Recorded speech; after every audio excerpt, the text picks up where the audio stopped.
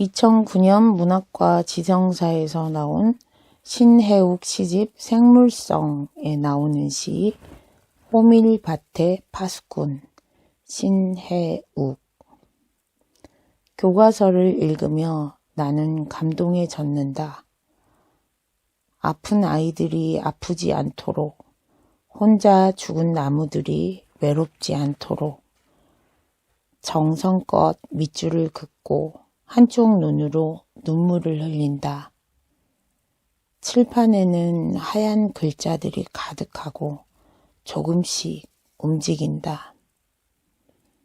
나는 같은 자세로 앉아 자꾸만 같은 줄을 읽으며 나를 지나 그냥 가버리고 마는 이들을 지키고 있다.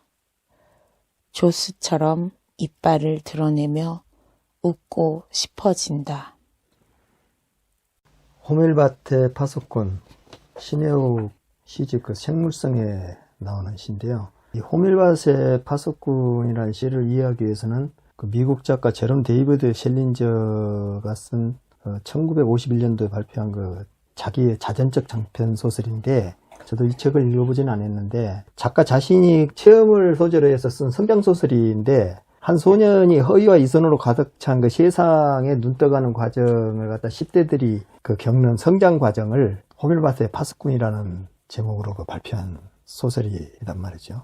그런데 문제아가 홀든 콜피드인데, 주인공이 3일 동안 그 뉴욕 거리를 이렇게 헤매면서 16살인 이 홀든 콜피드가 그 고등학교를 4번이나 퇴학당하고, 그 퇴학 사유는 성적 불량이에요. 그래서 그 심층에는 안에는 그 소년에서 성인으로 그 넘어가는 과정에 그 혼란이 그 자리하고 있어요. 집안이 아버지도 그 뭐 고문 변호사고, 피비라는 그 여동생과 아주 착한 여동생이 있고, 그런데 주인공이란 사람은 명문 사립학교에 적응을 못해요. 대학에 가기를 그냥 거부하고, 그러다 보니까 마음을 털어놓을 친구조차 없고 낙제 인생을 살고 있는 것이죠. 그러다가 홀든 콜피드가 뉴욕 골목을 떠돌아다니면서 오염된 현실과 막 이런 현대 문명에 있어서의 아주 그 추악한 인간상을 여기서 보게 되면서 큰 상심감을 보는데, 그 짧은 방황에서 그 유성과 비열 속에서도 이 주인공은 그 어린이들에게 애정을 갖고 그 호밀밭에서 뛰어노는 아이들을 안전하게 지켜주고 싶다는 그런 파수꾼이 되고 싶다는 그런 희망을 가지는 거야. 아주 그 질식할 것 같은 뉴욕을 벗어나서 한적한 숲속에 가서 살고 싶어 하는데, 이렇게 결심한 주인공은 그럴 용기도 없고 거의 쉽지가 않는 거죠. 그래서 여동생 피비의 믿음과 사랑 속에서 희망을 점차 발견하면서 집으로 이제 되돌아와요. 오기는 오는데, 사실은 이 호밀밭의 파수꾼이라는 것은 자기 자신이 그렇게 희망은 했지만은 자기를 자신을 지켜준 건 결국은 여동생 호밀밭의 파수꾼이었던 거 되는 거지. 그래서 자기가 희망하고 청소년에서 어른으로 가면서 이거 혼란 과정, 그것을 이 사람은 그 호밀밭의 파수꾼이라는 생각을 가지고 이 신해욱이라는 시인이 이 시를 쓰지 않았을까 하는 관점에서 그 전체적인 내용을 조금 생각하면서 이 시는 봐야지 좀 보이지 않을까, 그런 생각이 드네요. 교과서를 읽으며 나는 감동에 젖는다. 이 주인공은 교과서를 읽으면 낙제를 했잖아요. 근데 교과서를 읽으며 나는 감동에 젖는다 그랬단 말이에요. 아픈 아이들이 아프지 않도록, 혼자 죽은 나무들이 외롭지 않도록. 아픈 아이들이란 것은 그 혼란기를 겪고 있는 아이들을 말하겠죠.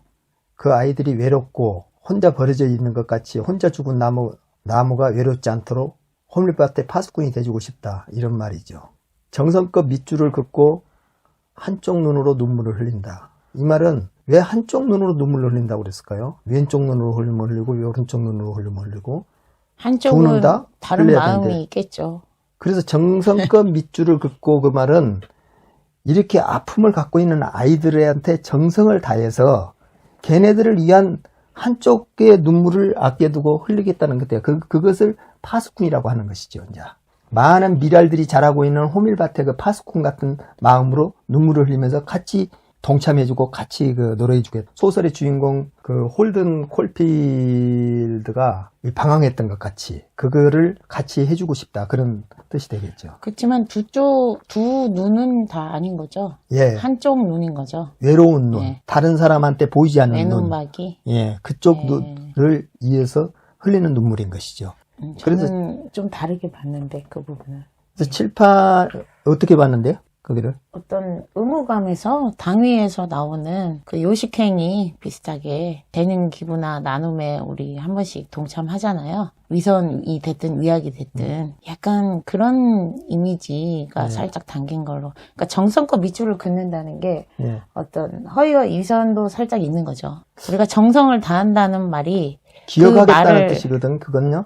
그 정성껏 이 아이들을 위해서 그 파수꾼이 되듯이 정성껏 네. 내가 기억하겠다. 그래서 그들을 위한 눈물을 흘리겠다. 이런 뜻으로 저는 봤어요. 그래서 저는 이제 교과서를 읽으며 감동에 젖는다는 부분도 예, 고리타분한 예, 그 진부한 예. 그런 걸로 봤거든요. 그냥 지나가는 가벼운 스치듯이 예, 지나가는 잠깐의 그런 건데 그냥 우리가 항상 안부로 인사말을 물어오면 우리가 예. 안부로라도 또 긍정적으로 해주잖아요. 예. 그런 것처럼 그렇게 교과서는 항상 우리가 좋게 봐야 긍정적으로 봐야 되고 항상 기억을 해야 되고 외워야 되고 그리고 밑줄도 그어야 되고 시험과 연결이 되니까 그러니까 이제 저는 여기서 그런 교과서라는 의미로 것은 봤어요. 예. 인생의 교과서대로 살아야지만이 그 감동을 적고 그에 따라가는 사람인데 호밀밭의 파수꾼이라는 사람은 그 교과서대로 살지 않고 완전히 그 어긋나갖고 살고 그 4번이나 제적을 당하고 뭐 이렇게 뉴욕거리를 갖다가 헤매고 그런 아주 그 불량 학생같이 이 어긋나 있는 학생같이 나타나거든요. 예. 그래서 이 교과서를 읽으면 나는 감동을 젖는다는 것이 주인공 학생이 볼 적에는 네. 정말 어려운 거야. 그것은 내가 따라하기 힘드니까 그런 사람들의 교과서적인 삶이라는 것이 나는 엄청나게 따라하기 힘든데 그걸 보면 참 감동이야. 넌 참 어떻게 이렇게 쉽게 잘하냐. 모든 사람들은 나는 정말 못 따라가겠는데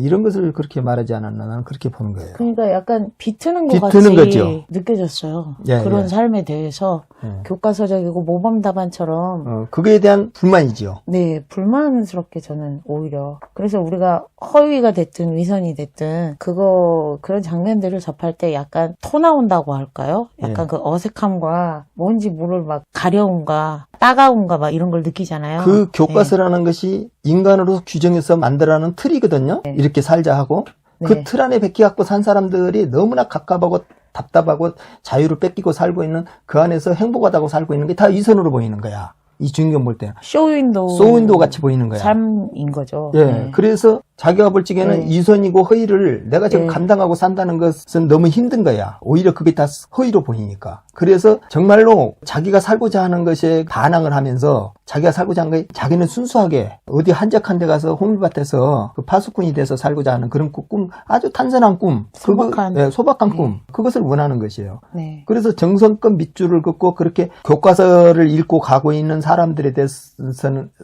그게는 그냥 잘 살고 있으니까 거기 적응해서 살고 있으니까 그렇지 못한 사람들한테 대해서 정성껏 밑줄을 긋고 한쪽의 눈으로 한쪽 그렇게 눈으로 보셨구나. 눈물을 흘린다 이 말이죠. 네. 이제 그래서 예. 저는 이거 전체를 다 이렇게 비트는 걸로 생각했는데 예. 그런 마음이 있기 때문에 오히려 정성을 기울인다. 그렇죠. 다른 어떤 생태적이고 단순하고 네. 소박한 예, 그 성들에 사람들한테 대해서 삶에 대해서 예, 그런 박제되지 걸로. 않는 것에 대해서. 저는 이 표현 전체를 다 이렇게 비트는 걸로 봤어요. 그래서 이제 칠판에는 하얀 글자들이 가득하고 조금씩 움직인다. 칠판에 하얀 글자들이 크게 베개 갖고 있다고 조금씩 움직인다는 것은 거기에 꽉 들어차 갖고 있는 글자들 안에서 갑갑하잖아요. 그게 그 안에서 조금씩 움직인다. 나는 같은 자세로 앉아 자꾸만 같은 줄을 읽는다. 왜냐하면 그 안에서도 그 외톨이로 떨어져서 자기 혼자 자기 주장을 하고 거기서 가깝이 하고 있는 어떤 누군가가 그것을 학생 신분의 그렇죠. 어떤 예. 누군가. 그러니까 이것은 예. 책상에서 같은 칠판을 보고 같은 공부를 하고 있지만 그 안에는 많은 하얀 글자들이 가득 차 갖고 있어. 그 교실이 가득 차 갖고 있어요. 그 안에서 다들 그 교과서를 읽으면서 똑같은 감동을 젖어서 가는 게 아니야. 얘같이 낙제만 하고 계속 불량 학생같이 가는 애들도 있단 말이에요. 근데 조금씩 움직이고 나는 같은 자세로 앉아 자꾸만 같은 줄을 읽으며 나를 지나 그냥 버리고 가버리고 마는 이들을 지키고 있다 이가. 그러니까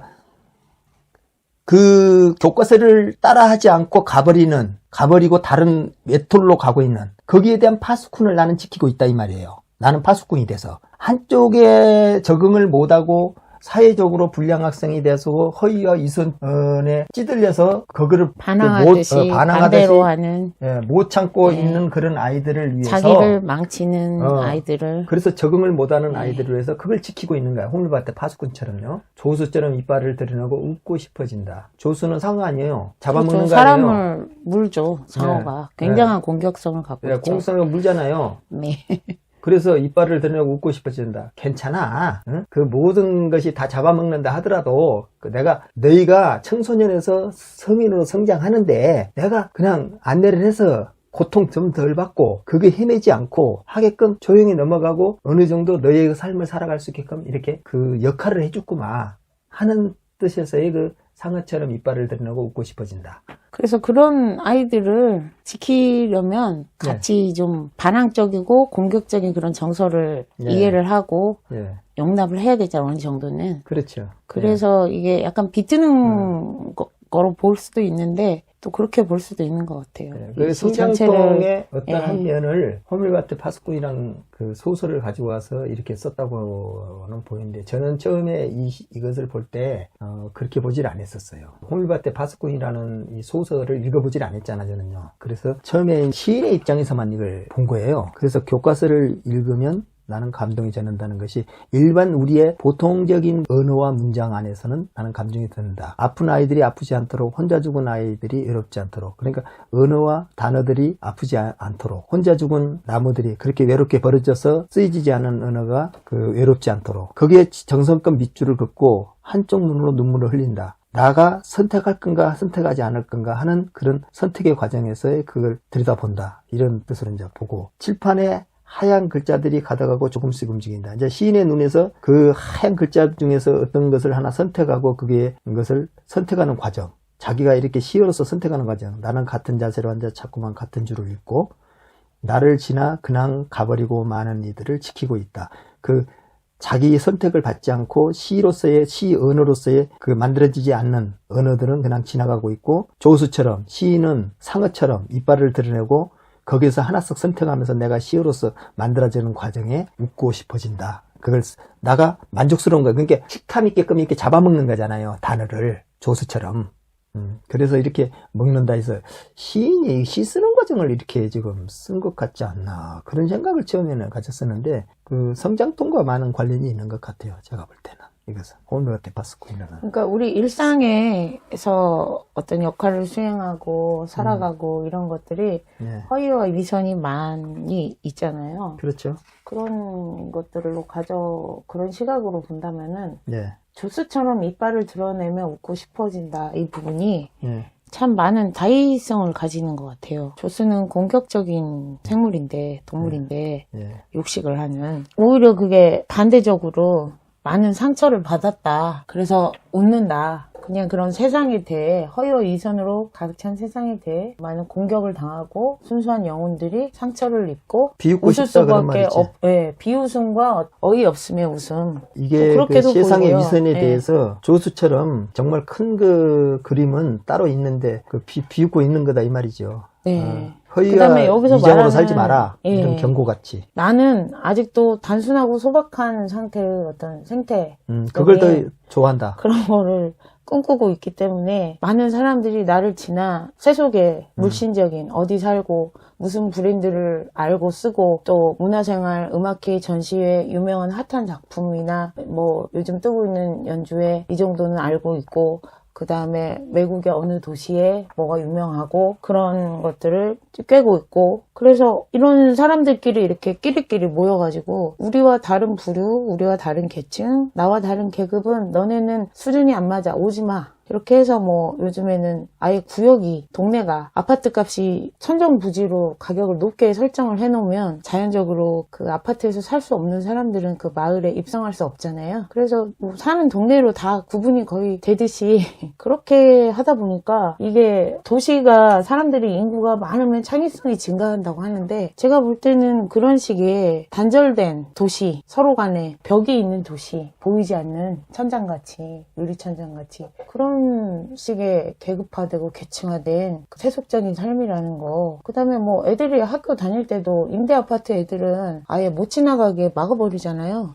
아이들은 그냥 어디나 다 가려고 하잖아요. 근데 이제 지름길이 있으면은 그쪽으로도 가고 그런데 통행을 못하게 또 막아버리고 이런 모습들이 어떻게 보면 조스같이 세상에서 상처 입은 존재 또는 뜯긴 존재같이 조스에게 뜯긴 존재같이 그런 인상을 또 주고 도시가 그런 도시가 되어서는 발전이 있을 수 없겠다. 고인물같이 썩게 되겠구나. 또 그런 여러 가지 생각이 들게 드는 그런 시인 것 같아요. 이 시 자체가. 그러니까 성장통에 대해서 많은 사람들이 여러 가지 생각들이 있지만은 그거에 대한 대안이 이거다 저거다라고는 말하기 어렵잖아요.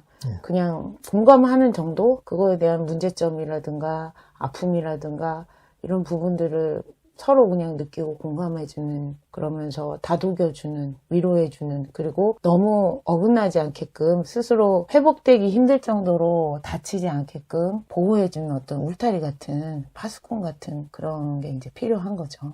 이런 상황에서는. 네. 그래서 이 호밀바트 파수꾼을 보면은 교과서를 읽으며 나는 감동에 젖는다 이 말을 하는 것이 이 세상은 교과서를 따라서 하고 교과서를 따라하지 않는 사람은 처지고 그리고 이 교과서대로 그 무리를 갖고라도 살아가야 되고 그런 게 세상 강요. 되고. 예, 네. 그 강요에 대한 것이 참 그 감동에 젖을 만큼 그렇게 이 사람들이 위선과 위장을 따라서 잘 행동하고 있는 것에 대한 자기 처세를 위해서 끊임없이 개발하고 있는 그런 이미지를 또 끝없이 강요하잖아요, 우리 사회가. 그래서 이것에 대해서 못 따라하고 그걸 한 사람들의 입장에서 볼 적에는 참 어쩌면 저렇게 거죠. 잘할까. 저렇게 어떻게 저렇게 무늬를 잘 갖고 가면서 자기 스펙을 만들어 가면서 그 교과서대로 살아간 것까지 저렇게 만들어 갈까. 거기에 하루하루 대해서 쉬는 것도 힘들어 죽겠는데. 거기에 대해서 소외되고 힘들어지고 거짓과 위선에서 하지 못하면 자꾸 낙오되고 하는 것에 대해서 아픈 아이들이 아프지 않도록 혼자 죽은 나무들이 외롭지 않도록 호밀밭에 파수꾼인가 누군가의 파수꾼이 있어줘야 된다 이 말이죠. 그래서 정성껏 거기에 누군가가 외로움을 같이 공감해주면서 눈물도 한쪽 눈물이지만 흘려줘야 될 사람이 필요하다는 것이죠. 그러나 그런 것을 다 쳐다보면은 가득